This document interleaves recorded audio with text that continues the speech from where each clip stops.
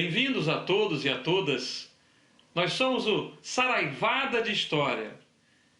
E hoje nós vamos falar sobre o mundo árabe. A região da Península Arábica já era habitada há muitos séculos. Mas a nossa história começa a ser contada, porque precisamos fazer um recorte, no século VII. Naquele contexto, a Península Arábica era plena de tribos, algumas delas seminômades, beduínos e outros povos que viviam do comércio. A principal atividade econômica era, de fato, o comércio. E o principal centro comercial e religioso era a cidade de Meca, que era controlada pela tribo dos Coraixitas. A cidade de Meca é o lugar por onde as caravanas passavam e onde foi construído um santuário chamado Kaaba. Nesse local existia a adoração para todos os deuses, os muitos deuses que existiam na Península Arábica. Mas a história começa a mudar quando Maomé, ou Muhammad, traz para o mundo árabe uma nova religião. Trata-se do islamismo. Islamismo vem de Islã, que significa submissão a Alá. E o islamismo vai mudar não só a forma de ver a divindade dos árabes. O islamismo vai mudar também a estrutura política. Um só Deus, um só governo, é o que vai acabar acontecendo. Então vai haver uma centralização política na Península Arábica. Fato é que o profeta Maomé, ou Muhammad, vai conseguir unificar, mas não foi fácil não. No primeiro momento ele enfrenta a resistência exatamente dos Coraixitas, que controlavam o comércio, inclusive o comércio religioso, em torno da cidade de Meca e da Caaba. E Maomé vai ser forçado a deixar a cidade de Meca, no episódio conhecido como Hégira, ano 622 do nosso calendário. A Hégira é a saída de Muhammad e seus seguidores de Meca para Yatreb. Yatreb, que depois vai se tornar Medina. A cidade passa a se chamar Medina, que significa cidade do profeta. Depois de algum tempo, Maomé consegue voltar a Meca e estabelecer os princípios do islamismo. Quais são eles? Primeiro, submissão a Alá. Segundo, o princípio da doação de esmolas, da caridade, o jejum, sobretudo no período do Ramadã, a ablução, que é uma limpeza, uma purificação que se faz ao entrar ao templo, e um princípio chamado jihad, que muita gente chama de guerra santa, ou traduz como guerra santa.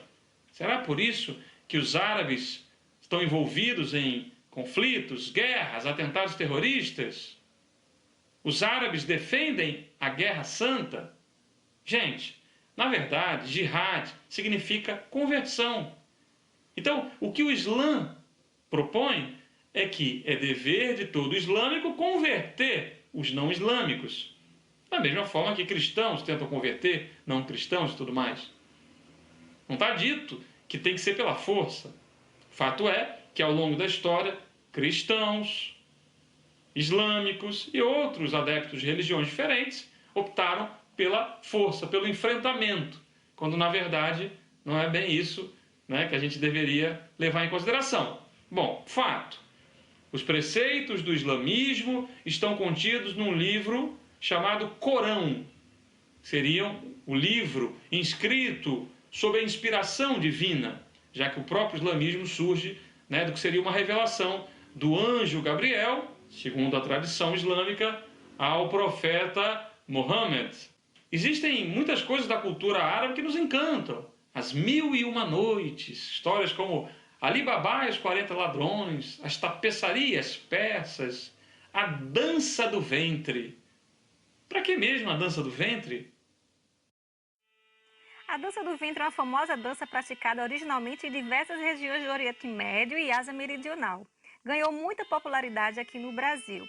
A dança do ventre é uma dança primitiva, datada de 7.000 a 5.000 a.C. Seus movimentos aliados à música e sinuosidade semelhante a uma serpente foram registrados no Antigo Egito, Babilônia, Mesopotâmia, Pérsia e Grécia. E tem por objetivo preparar a mulher através de ritos religiosos dedicados a deuses para se tornarem mães. É composta por uma série de movimentos vibrantes, impactantes, ondulações e rotações que envolvem o corpo como um todo.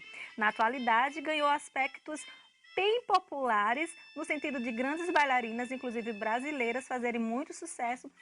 Os árabes, após a morte do profeta Mohammed, acabaram entrando em conflito interno, se dividiram. Haviam dois grupos, sunitas e xiitas. Em tese, pelo menos os xiitas são mais ortodoxos, defendiam, por exemplo, que o único livro sagrado era exatamente o Corão e que o líder do islamismo deveria ser um descendente sanguíneo do profeta Mohammed. Já os sunitas, em tese, mais flexíveis, aceitavam que, de repente, além do Corão, podia se utilizar também um livro chamado Sunna, que é um livro escrito por seguidores de Maomé, com seus ditos e feitos. E também que o sucessor deveria ser escolhido pela comunidade, não necessariamente um parente sanguíneo de Maomé. Fato é que ao longo da história, sunitas e xiitas também entraram em conflito. Os árabes, com toda a sua tradição, com a sua religião, com a sua arte, com seus legados científicos na astronomia, na matemática e por aí vai, eles também estão envolvidos em muitos conflitos, principalmente com os judeus. Por que tantos conflitos até hoje, hein? Como é que essa guerra se sustenta, continua? Galera, os conflitos no Oriente Médio se potencializaram por causa do grande conflito do movimento sionista, criado no final do século XIX. Ora, o movimento sionista exigia a criação do Estado para Israel. Estados Unidos, vitorioso da Segunda Guerra Mundial, em 1948 cria o Estado de Israel. Chega ao ponto culminante em 1973, quando os árabes invadem Israel e ocorre a guerra do Yom Kippur. Os árabes perdem essa guerra e com a vitória judaica, o que acontece? Os árabes percebem o poder que eles possuem com o petróleo. Aumenta o preço do barril do petróleo de 3 dólares para 12 dólares e a partir daí esses conflitos se tornam cada vez mais intensos. Ora, essa guerra já existe há séculos por causa da religião e da política. Mas nem só de conflitos vive o mundo árabe. Petróleo também. E muitas outras coisas que a gente tem que aprender a conhecer e a respeitar. Esse é o Saraivada de História.